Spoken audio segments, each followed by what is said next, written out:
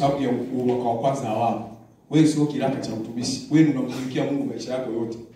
Jamani, Bwana asifiwe sana. Kwa hiyo hakuna sababu ya kutuambia mimi siendelee kumtumikia Mungu kwa sababu unaona mwaka wa kwanza wamejaa kwenye drums. Siwezi. Usijifanye wewe ni mheshimiwa kwenye huduma. Jamani, Bwana asifiwe sana. So ninakukanya tena na wale ambao mmechelewa kufika jana, mkwepo umefika leo, na kukanya tena huduma uliokuwa umepewa na Mungu, endelea kutumika hivyo hivyo, na nikakuonya usimdharau mtu yo. Jamani, Bwana Yesu asifiwe sana. Kwa sababu yeye anasema amdharau ndugu yake, huyo ni muuaji. Amen. Bwana Yesu asifiwe sana. So tunaendelea pia pale Mungu ambapo umetupa, lakini leo pia jana tukajifunza kwa habari ya ukame wa kiroho hadi kifo cha kiroho. Amen. Tukajifunza vizuri, nadhani Mungu alisema na maisha yako kila mtu kwa namna yake. Sasa watu wa Mungu, na tukaishia kwenye eneo moja linaitwa vyanzo vya ukame wa kiroho. Namba moja tukasema kutokumtii nani? Amen. Bwana asifiwe sana. Tukasema kutokumtii nani?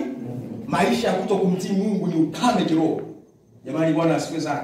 Usipomtii Mungu maisha yako yote yatakuwa ni maisha magumu sana. Kwa sababu kwenye maisha yako unauhitaji Mungu kuliko unavyofikiria. Jamani, Bwana asifiwe sana. Nikakufundisha tena jana, Bwana akatupa neema ya kukuambia kwa ukweli ya kwamba kitu cha pili nikasemaje? Mesao tena watu wangu. Nini?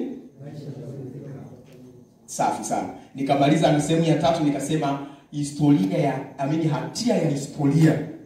Jamani, Bwana asifiwe sana. Kuna hatia kwa sababu umemtenda Mungu wakati huo, na kuna hatia kwa sababu ya historia. Amen. Yaani ukimtenda Mungu zangu unapokuja mbele zake kuna hatia inazungumza. Sizungumzii hiyo kwa sababu hiyo ndipo kufanya umkaribie Mungu. Amen. Iko ambayo sasa upo mbele za Mungu afu inakukumbusha na unaiambia mimi hamna. Ni kweli nimeshika na Biblia lakini mimi hamna. Jamani, Bwana Yesu asifiwe sana. Yaani ukikumbuka tu pale pale wingu linaondoka. Na mbili ni saa maisha ya kulisika kujiona umefika.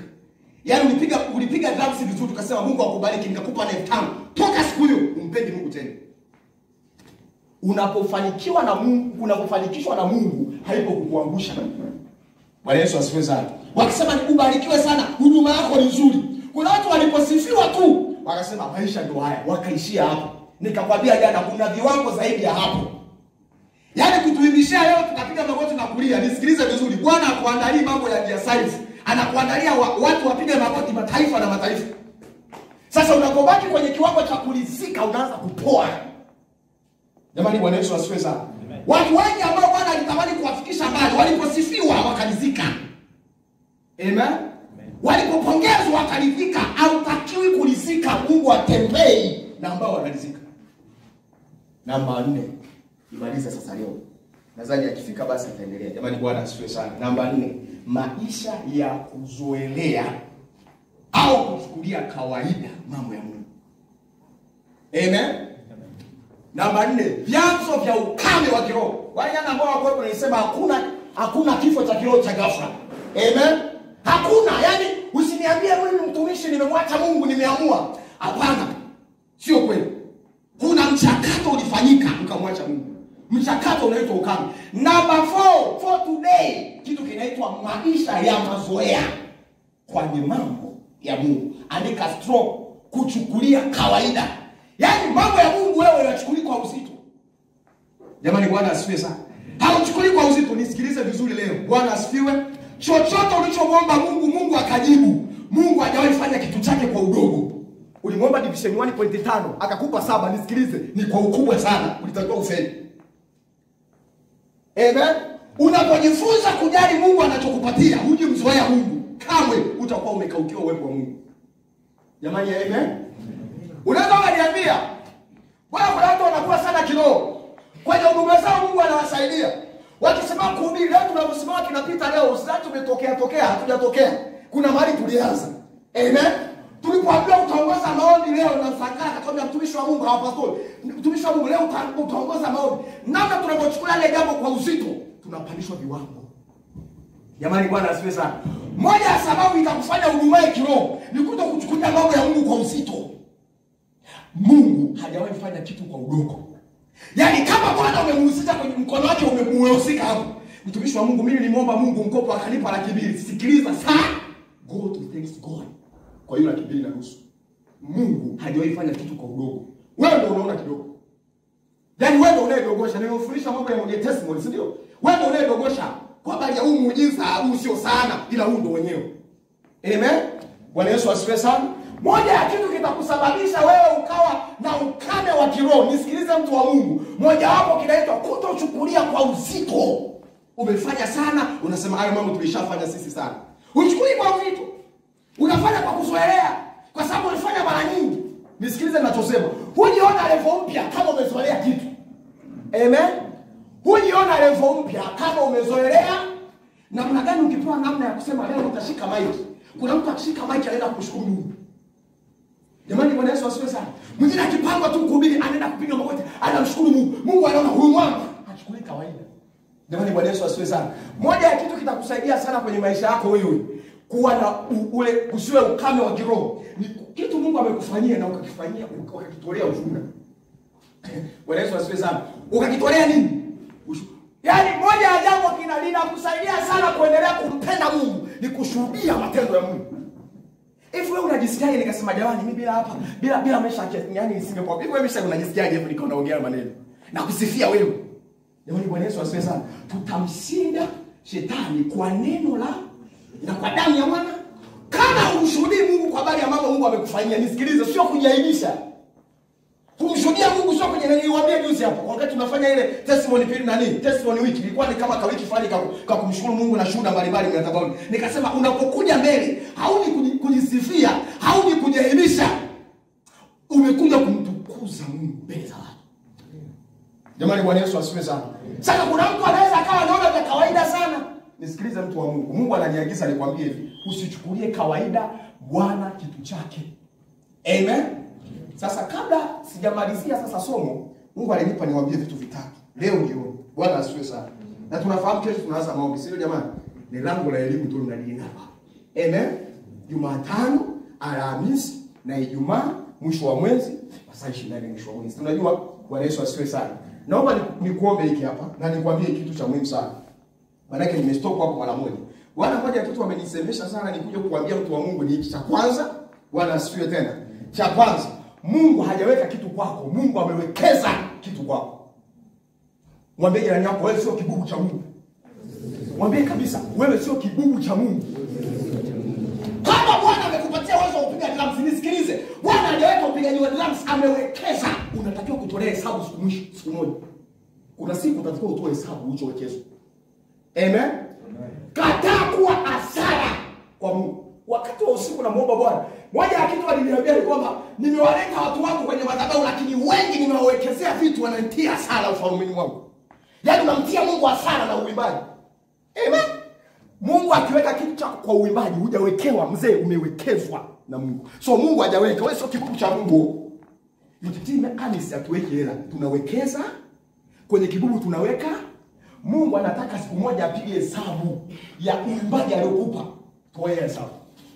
Jamani, Bwana Yesu asifiwe sana. Tunaelewana vizuri. Sasa wakati tunapanda hapa tunakumbushwa kwa nini sema kile kitu kwanza, wasije wakasahau. Jamani, Bwana asifiwe sana. So ninaomba nikuambie hicho kitu kwamba Mungu amewekeza kitu kwako, Mungu hajaweka kitu kwako. Usimtie Mungu hasara. Amen. Yaani usije ukatafuta, Bwana amekupa neema ya kimaongozi, usimtie Mungu hasara alichokiweka ndani, amekiwekeza. Jamani, Bwana asifiwe sana. Hajakupatia tu uonekane ni wewe na mimi ndo mwimbaji mwenyewe, na mimi ndo mtumishi wa Mungu ameomba. No. Bwana amewekeza. Kuna siku anataka hesabu zake. Jamani, Bwana Yesu asifiwe sana. Amina watu wa Mungu. Ninaomba nikusaidia haya mambo mengine. Jambo lingine, hilo ni jambo la kwanza. Bwana Yesu asifiwe sana. Jambo lingine, aminia unachokifanya kwa Mungu na kukichukulia kwa uthamani. Aminia unachokifanya. Jamani, Bwana Yesu asifiwe sana. Unajua kuna watu ambao wanamwamini Mungu lakini hawaamini kufunga kwao. Wanahisi kufunga kwao hakutoshei. Hivi unajua watu wengi sika na kwamba hatuna akili, lakini njia tunayotumia kusoma hatusiamini na sisi. Yaani kubaki mpaka saa 8 wewe usinge na pale unajua kama kama hujasoma chochote. Hujaaminia strategy ya kufaulu, hujaiaminia. Aminia unachokifanya kwa Mungu. Unasoma Biblia, nisikilize, aminia kusoma kwa Biblia kunaweza kukufikisha mbali. Jamani, Bwana Yesu asifiwe sana. Kuna kuamini na kuaminia. Amen. Tunapoingia kumwomba Mungu, hatuishi kumwomba Mungu kwa kumwamini Mungu atafanya. Tunahitaji pia kumwaminia Mungu tunachokifanya. Amen. Tunachokifanya tunaaminia, unaaminia kwamba unaopiga drums, unaopigia Mungu kinanda, Bwana leo atakuja kuchukua hesabu siku moja. Aminia unachokifanya kwa Mungu. Usikizarau. Ndio nakumbuka semina kwenye online nikafundisha habari ya siri za nguvu zako. Bwana alipa mzigo pale wa kukuombea sana. Na akaniambia, mwanangu, watu wanapigwa za shetani huko walipokuwa kwa sababu hawaamini siri za nguvu zao. Yaani kuna watu wasipoabudu siku ikapita hawajaabudu. Mpaka hapo moyo wao unakosa amani. Naye anachukulia kawaida, hajaaminia njia anazotumia kumwabudu Mungu. Jamani, Bwana Yesu asifiwe sana. Mungu ameshakusaidia wewe, umeshaelewa sadaka. Unatoa tu sadaka lakini hauziamini. Hivi Mungu anaona. Asubuhi nikamwambiaje, ukija kwenye maombi chance, uwe unaelewa kitu kimoja, unasikilizwa. Jamani, Bwana asifiwe sana. Narudia tena, unapokuja mbele za Mungu, Baba nimekuja mbele zako, ninakulilia wewe, unasikilizwa. Ongea kama kijana ama binti ambaye anasikilizwa. Maombi sio request za kuweka kwenye ofisi ya bosi atakuja kusoma baadaye. No. When you are talking, God is listening instantly. Jamani, Bwana asifiwe sana. Namba 2, nikasema unapokuja mbele za Mungu, Mungu anakuona. Jamani, Bwana asifiwe sana. Na nikatoa mfano kama unakumbuka kina Roma. Nikasema walikuwa watoza ushuru na mfarisayo. Sasa kumisha Mungu. Walipokuwa wanamsogelea Mungu, Biblia imeandika ni namna walipomsogelea Mungu. Maana yake Mungu anaona walijipiga kifua. Mwingine alifika pale amesimama, mwingine alifika pale apiga magoti. Bwana anaona unachokifanya. Unasema Mungu haoni unalia? Mungu anaona yeye. Imefika wakati unakuja kuomba unahisi unaongea mwenyewe, sio kweli. Jamani, Bwana Yesu asifiwe sana. Na maana sometimes unaendelea kuomba huku unawaza ujasi. Unaendelea kuomba unawaza kefu. Yaani you are not serious. God is listening you, sir. Speak as a man who is listened by someone. Jamani, Bwana asifiwe sana. You are not talking with the wall. Yaani uzungumzi na ukuta. Some people wanakaa kwenye kona, wanaombea kwenye mapazia. Pazia halikusikilizi. Is God listening to you? Sasa. So unapomwambia Mungu, ninaomba kwa habari ya elimu yangu, God is listening you there. Jamani, Bwana asifiwe sana. Tunaelewana vizuri watumishi wa Mungu. Ninaomba usiadharau maombi kwa sababu Bwana ameniambia hawaaminie strategy zao. Yaani tunamwomba Mungu lakini hatuamini kumuomba kwetu Mungu. Ila tunamwamini Mungu, okay? There is different kwa habari ya kuamini Mungu na kuaminia tunachokifanya. Jamani, Bwana Yesu asifiwe sana. Mimi Mungu nikifanya hivi tufanye. Yaani mimi lazima hapa nitakoboa. Lakini uamini hiyo strategy. Unaweza kuigaiga. Nisikilize vizuri. Njia ya mafanikio yako inayotoka ndani yako ina nguvu sana. Sawa sawa? Kuliko nao kumotivate mimi. Ndio maana vitu vingi tulivyo kumotivate, meshaki unafanyaga kidogo unashindwa. Jamani, Bwana asifiwe sana. Ila kinachotokea ndani mwenyewe pale umepata zako 12. Alafu kosa wiki bado kama kangapi na testimony ngapi? Unajishangaa hauhitaji Frank Mlazi aje kwenye MC. Hauhitaji Baraka sio aje kwenye MC. Ukikaa mwenyewe pale Mungu unajishangaa unasema kuanzia leo, alo, na lala aibu nabii. Yourself ila Frank Mlazi akaja kukwambia kana leo nabii. Why?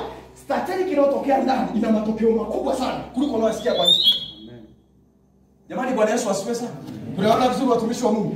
Naomba sasa nimalize kwa kitu Mungu ameniambia, ushindi dhidi ya roho ya ukame. Jamani, Bwana Yesu asifiwe sana. Ushindi dhidi ya ukame wa kiroho. Inaendelea kuzungumza na mtu ambaye hakika yake Bwana amemsaidia. Mtumishi, mimi sina huo ukame.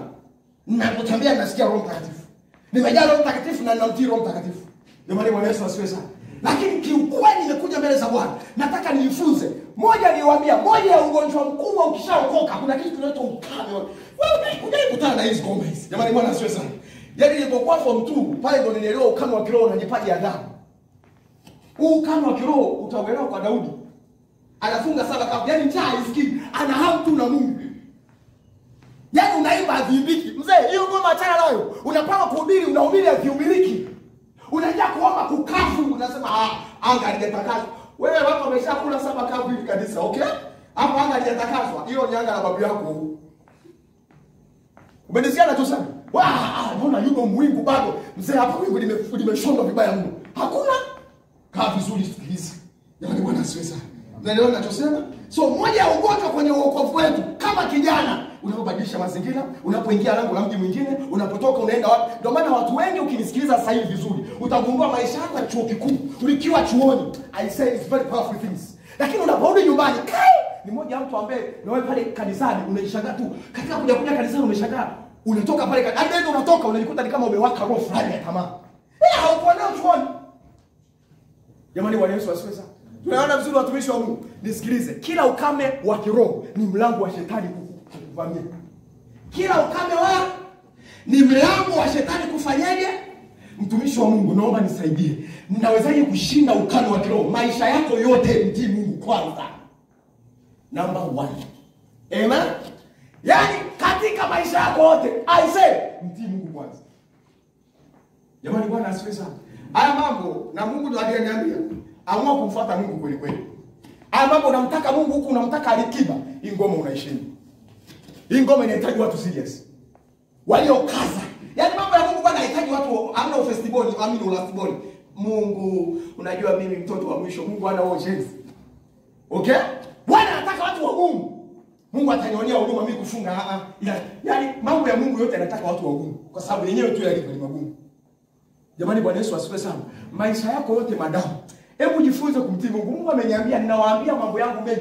Wengi kanisani kwangu wamejaa Roho Mtakatifu ila hawanitii. Yaani kwa nini nakwambia uaminie? Kuna sauti inakusemesha ndani. Unasema huyu sio Mungu. No. Lakini kuna maeneo unamwambia naomba niongoze. Anakuongoza. Unamtii. Ila kuna maeneo mengine sasa huyu sio Mungu. No. Na jina Yesu. Nisikilize vizuri. Shetani hajawahi kufundisha kufanya kitu kwa usahihi. Amen.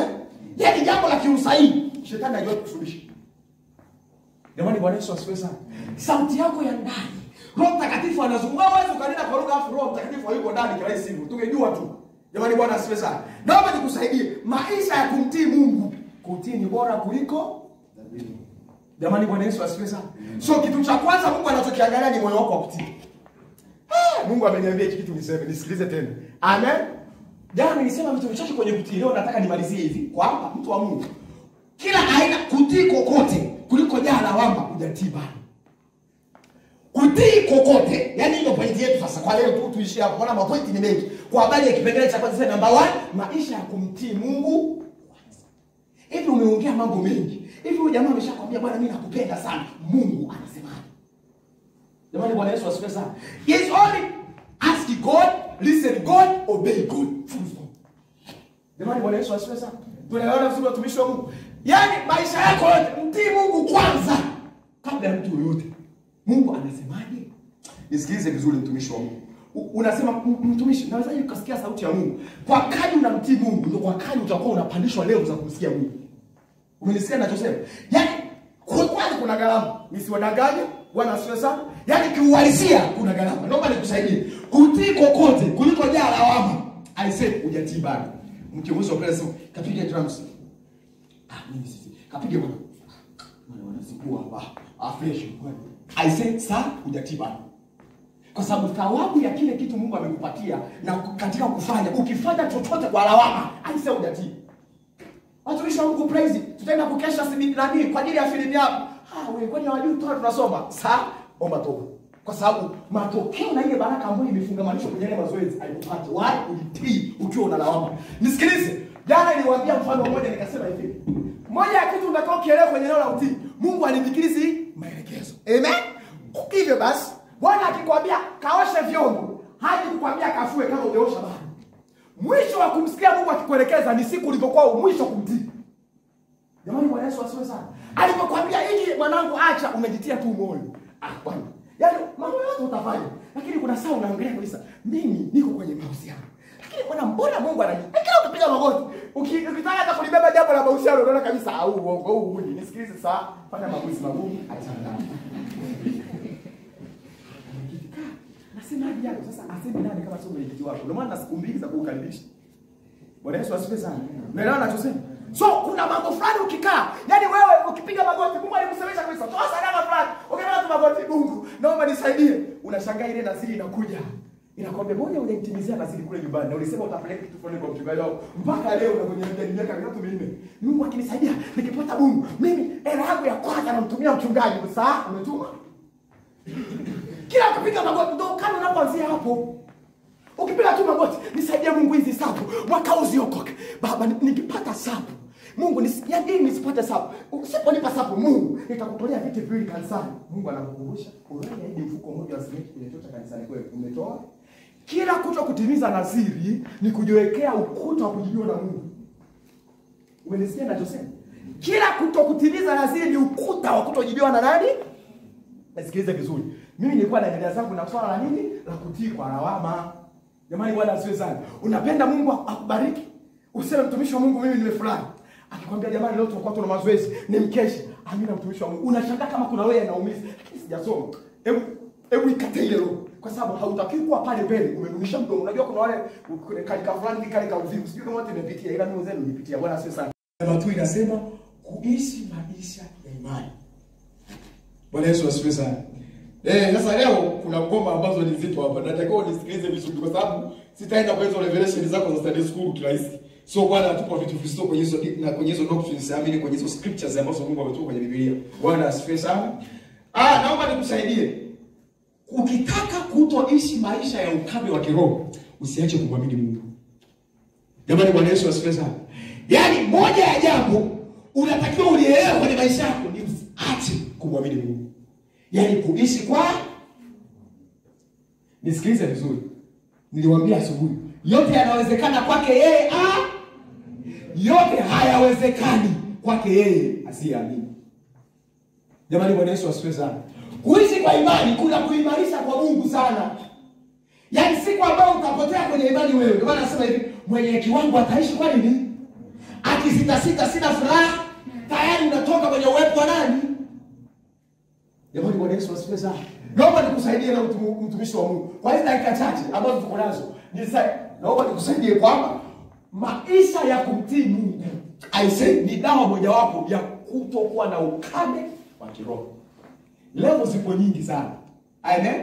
Level ziko nyingi sana za imani, za kuishi kwa imani. Sawa sawa. Moja ya level ya kwanza mimi niseme hii, level mojawapo inaitwa imani ya ibada. Yaani kumwamini Mungu yupo, kabla hujamwamini Mungu anaweza akanipa yeye.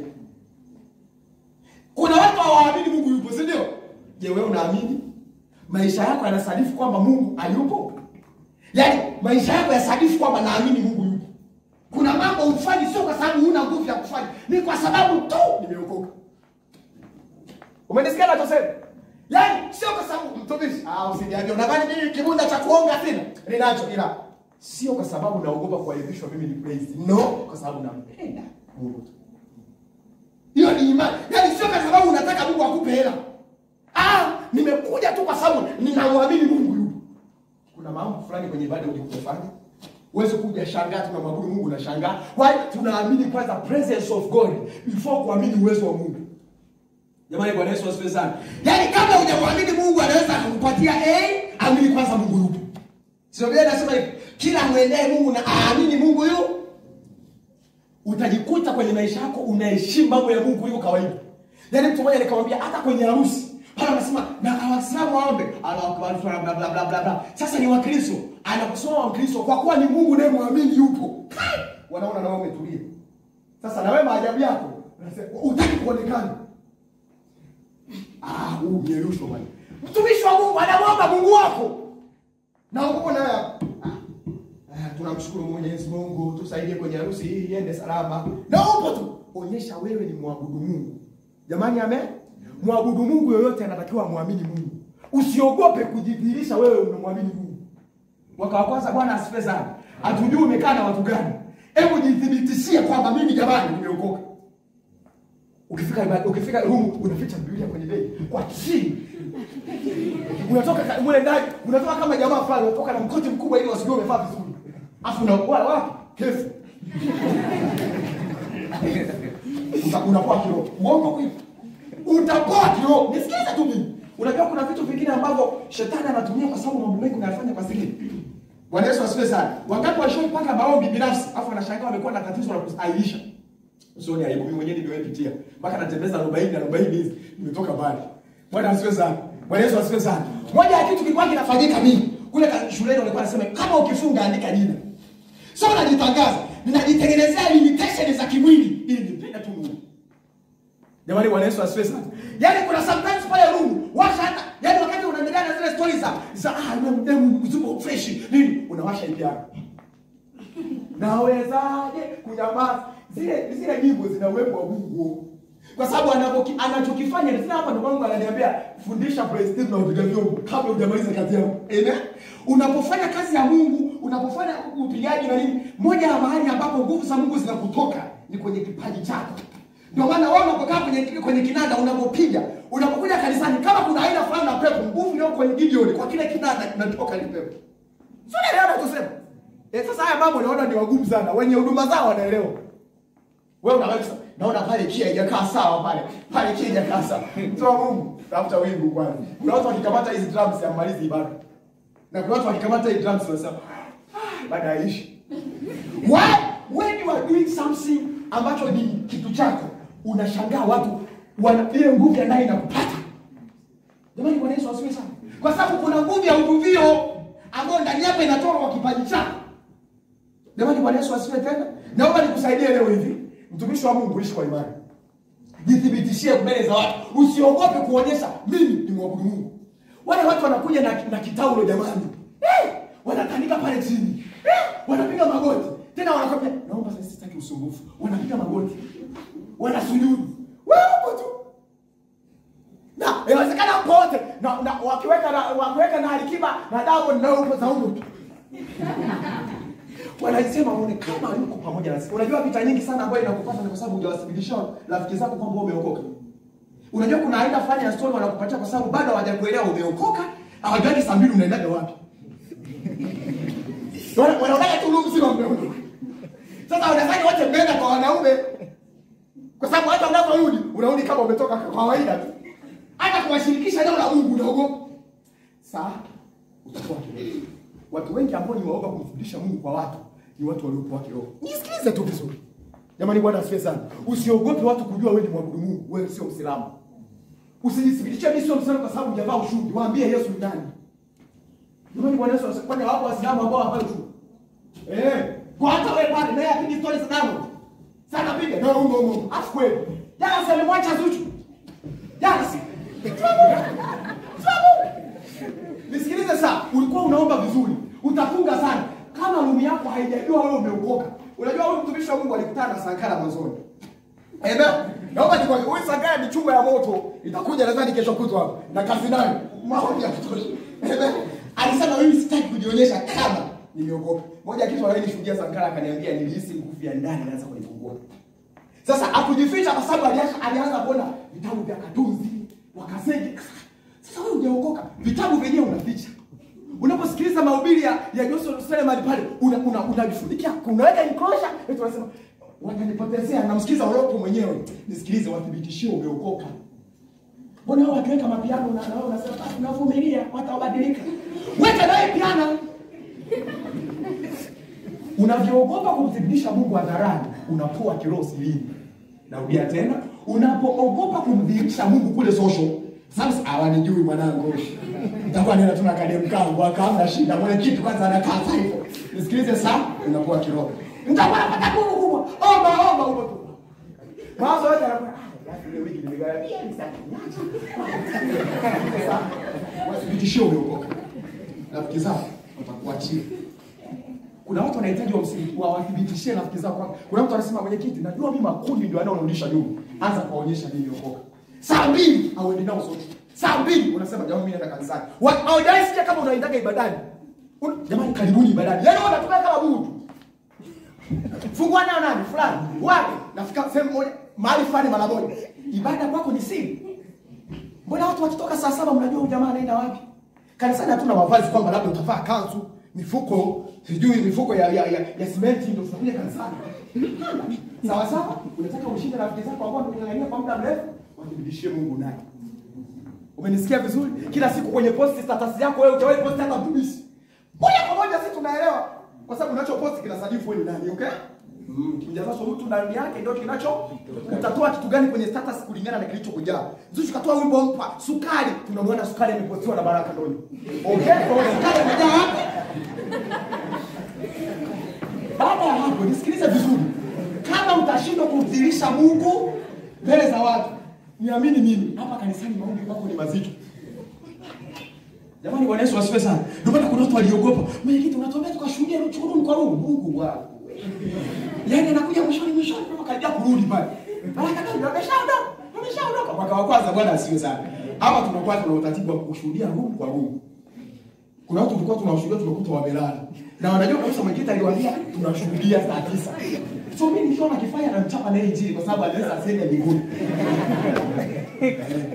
Kwa sababu mwe gani wanashangaa.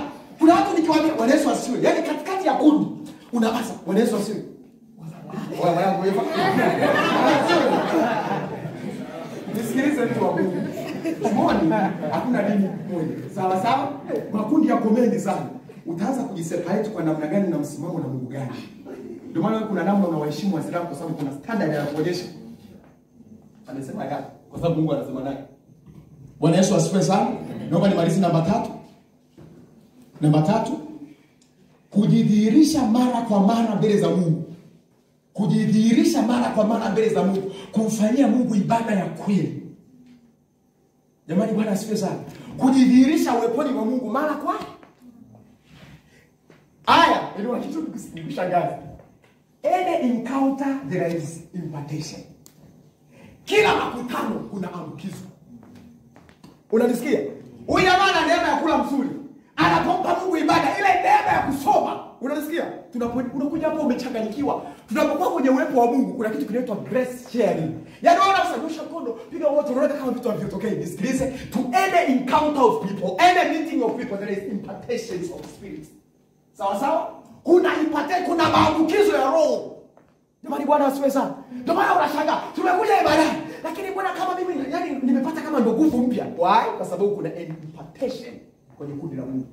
Jamani Bwana Yesu asifiwe sana. Ndio maana tunakushauri, njoo uweponi mwa Mungu. Watakuwepo hapo watumishi wa Mungu wanaimba, wanaona malaika wa Bwana anashuka, anaanza kusema na watu, anawafungua watu. Nisikilize, sio kila pepo mtumishi wa Mungu Elia itatoka mpaka upige. Utashangaa nikishakwambia Bwana anasema hivi, ile neno linatoka na nguvu inakuimpact. Umekana baraka ndoni roho tamaa hana, unashangaa tamaa inaondoka. Kuna nguvu inakuja inakuvaa wewe iliyotoka kwa mwenzio. Jamani Bwana asifiwe sana. Unapojidhihirisha uweponi mwa Mungu, sawa sawa, kuna kitu kinaitwa impartation power. Jamani amen. Unalisikia vizuri? So kinachokusugua sometimes akitoke mpaka uwekewe mikono kinatoka kwa sababu umejidhihirisha uweponi mwa nani?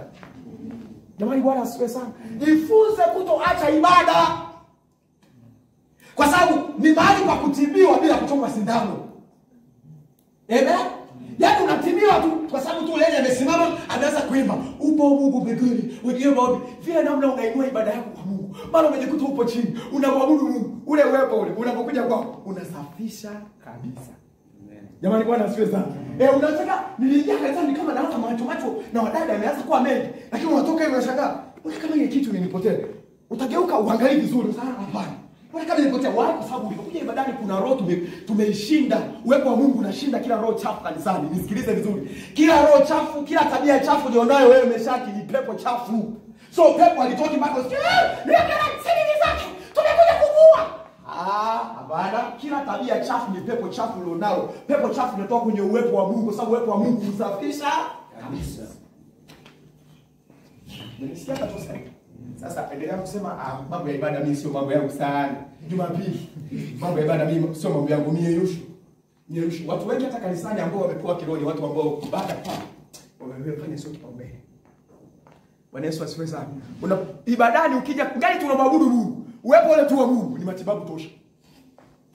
Hata neno alijazungumzwa baba, kumwabudu Mungu kuna matibabu yanatokea. Jamani Bwana Yesu asifiwe sana. Tunaelewana vizuri watumishi wa Mungu. Naomba nikuombe leo. Amen. To any encounter there is impartation. Sawa sawa. Nisikilize vizuri. Unaona mimi ninavyohubiri hapa. Unanisikia baraka ninavyoongea. Hiki ninachokisema, roho ya nguvu ya Mungu ndani yangu mimi inanitoka. So kuna roho ambazo wewe zinakusumbua kwa sababu ya kuhubiri hapa ninavyoongea. Inawezekana hata kijakuhusu kwa kusimama kuhubiri, nguvu inatoka inakuvaa. Inazidia hiyo pepo chafu ile. Unatoka unashangaa ghafla ile roho haipo tena. Jamani Bwana Yesu asifiwe sana. Kwani wewe hujaiona watu wanahubiri hapo pepo zinalipuka kule? Hajaanza kusema toka ndani ya Jesus. Kwa nini Yesu? Anaanza kufundisha, pepo linaanza. Why? Kwa sababu tunapojiandaa kuja kusoma mbele za Mungu, hatuji kwa mazoea. Tunakaa chini kwenye magoti, tunatoka na nguvu. Tunasema Bwana Yesu asifiwe. Hii Bwana Yesu asifiwe, unaisikia hii sauti yangu. Bwana Yesu kuna mtu aliyesikia tu ile roho iliyokuwa inamsumbua na kuachia. Why? Kwa sababu haijaja Bwana Yesu asifiwe yenyewe, inakuja na nguvu. Ndio maana kinubi kilitosha kutoa pepo aliye ndani ya nani? Sababu utaelewa sasa kwenye kila kutaka kuna impartation. Jamani Bwana Yesu asifiwe sana. Mwisho kabisa, ambatana na watu wa moto wa Roho Mtakatifu. Amen. Ambatana na watu wenye moto wa Roho. Your physical company can affect your spiritual life. Mwaka wa kwanza Bwana asifiwe. Bwana Yesu asifiwe sana. Wanafamilia mtu Bwana Yesu asifiwe sana. Kila kujizungushia watu wa aina fulani can affect your spirit. Jamani Bwana asifiwe sana. Na ndio maana ngoja aone kwenye hii wiki la elimu, hii wiki la lango la elimu tunaloomba, Mungu alitupatia the Genesis kwenye spiritual. Bwana anataka umoja vitu utakao muombe Mungu ni watu. Kuna watu ukishaanza kuwa na kuchati nao, mzee, roho yako inaacha kusoma neno. Ni kweli. Jamani Bwana Yesu asifiwe sana. Your spiritual company, hivi unajua wewe tukikuangalia, ndio nitawafundisha nadhani Ijumaa Mungu mangapi? Itakuwa Jumamosi wakati natangaza matangazo kuna vitu nataka niviseme kwa kwanza kwa habari ya kumomba Mungu juu ya watu tutaenda kupandwa uelewe na nani. Unakuwa ni church visitors. Leo upo hapa PHL, kesho unakuwa EAGT, wewe hujakaa kwenye uwepo wa Mungu ukamuuliza Mungu ni sali wapi. Unaenda tunaangalia nadhani drums wapo fresh, vinanda vipo Mungu baba. Sawa, upo kimwili sana. Hivi unajua physical company can affect your spiritual? Jamani Bwana Yesu asifiwe sana. Unaelewa ninachosema? Yaani watu waliokuzunguka wa kawaida. Yaani kuna watu ambao walikuwa kiroho kwa sababu ya group discussion wa semester 2. Unasikia ninachosema? Yaani kuna watu ambao utakuwa kiroho sio kwa sababu hujaji kwenye maombi unakuja, lakini chanzo kikubwa ni yule jamaa wako pale group. Sawa sawa? Why? Kwa sababu moja ya kitu unataka ujue kwamba unapokuwa na mtu wa moto, that fire inakuwa inaambukiza. There is impartation. Umenisikia ninachosema? Yaani wakati unakaa na mtu anayefanya maombi, unakaa na mtu ambaye ndio maana tunakushauri sana, mtumishi wa Mungu, unajiona ni kama hauko vizuri. Sisi mara nyingi ushajiona hauko vizuri. Unaanza kusikiza kidogo. Unasikiza watu ambao unajua ni fire, unasikiza pasta mabishop, unashangaa unauishwa. Jamani Bwana Yesu asifiwe sana. Ambatana na watu wazuri ili roho yako iwe vizuri. Jamani Bwana asifiwe sana. Tunaelewana vizuri. Ukame wa kiroho hapa chuoni utauona. Utajishangaa unampenda Mungu. Yaani umekaa na mtu ambaye Mungu akiambiwa swala utumishi, mkifika Mungu, hivi unajua kuna watu wanafeli sio kwa sababu hawana akili, kwa sababu ya wale wanaokuka nao wanawaambia negativity za kufeli. Jamani Bwana asifiwe sana. Yaani ukikaa naye wote, babu mwanake hivi, babu amesafisha wengi mwanangu. Hadi watu wa TUDOM, yaani ukisikia TUDOM mwaka wa kwanza, unaona ingia mwaka 2022, hadi leo wamekei wako chuoni. Umesikiza asubuhi. Unatoka ibadani sasa hivi unarudi tena Mungu. Unasikiza vile vile. Nyondo mwanake hivi. Nani? Feruzi shikamoo. Feruzi achana naye. Kila muda unaendelea kujazwa. Kila sauti ina madhara kwenye ulimwengu wa roho wa maisha yako. Ndio maana tunakuambia kusikiliza Bongo Flava ni dhambi, yaani haina mjadala. Mungu mimi wasisikilize sana. Acha ujinga utudanganye. Ndio maana unapoa kiroho. Na ukifungua simu yako tunashangaa vitu kama hivi. Wewe nisikilize tu, mtumishi wa Mungu. Moja ya vitu vinaweza vikakupunguzia nguvu ya Mungu. Nisikilize. Milango yako ya ufahamu inaweza kupunguza nguvu za Mungu. Sawa sawa? Hivi unajua kwa kuangalia tu nyoka wa shaba mtu anapona. Kama kwa kuangalia nyoka wa shaba mtu anapona kwa jambo nzuri. Mtu ukiangalia pornography unakuwa. Mungu wakati naomba baraka nyumbani. Ukishakuwa kwenye kiti inabidi ujifunze tu kuombea watu. Yaani wewe ni kipaumbele cha mwisho. Moja ya kitu Bwana anatusemeshana sana. Ananiambia roho ya tamaa ndani ya kanisa langu inawavamia wakiwa wamefunga. Inua kichwa nisikilize. Tumishi, roho ya tamaa inanivamia nikiwa nimeshinda. Yaani kuna watu ambao kwa kufunga kwao ndio maana wameweza kutongoza. Nisikilize vizuri. Inua kichwa kabisa. Utanielewa ninachomaanisha. Unapofunga roho yako it become active. Sawa sawa? Chochote ambacho unaonaga unashindwa kukifanya kizuri, ukiwa umefunga nenda kafanya. It become fire. Yaani ukiwa umefunga wewe unakuwa fire. Ukishika simu ukiwasha pornography kwako become active more. So umefunga unafungua unapiga masturbation tena. Why? Kwa sababu as you will fasten you become fired man. So unapotouch it inakuwa fire. Ndio maana kuna wakati unasikia watu wanakuwa restricted, wanaenda mlimani, wanajitenga na vitu fulani. Why? Kwa sababu wanataka kujiactivate. Unapokuwepo umeingia kwenye maombi, roho yako iko very active kwa sababu vile vitu ni spirit. Jamani Bwana asifiwe sana. Roho aliwahi kufundisha hapa akasema hivi, watumishi wa Mungu, mnaona mnavolia hivi kwenye ibada, mmepiga magoti mnaja, mnapotoka kwenye poni wa Mungu, nenda kasome na huo wa Mungu. Wewe hata babu yako hapo haingilii hiyo akili. Sasa maajabu umetoka kuomba, unafika kule unalala. Nenda kafaye fire yale masomo. Sawa sawa? Yusa nikifunga mimi waka sielewi. No, go there, fire. Nenda katie moto yale mambo. Nisikilize vizuri mtu wa Mungu. Kitakuwa fire. Unajua mambo mengi yanakuwa kwako, unapambana kuyaacha kwa kufunga. Kiukweli kwamba ndio unaongeza zaidi. Sawa sawa? Yaani unafunga siku 3 kavu, alafu ukimaliza mwanangu pornography inaingia nayo tena. Why? Kwa sababu ukiwa umefunga, shetani anakurudisha tena kutongoza, anakurudisha tena kwenye simu, anakuja tena unashangaa umerudi. Ukiwa kwenye mfungo, ile kitu inakuwa more active. More active. Sasa, mbona mimi hivi vitu haviniishi? Unashangaa tukifunga, tunachukua Biblia tunasoma.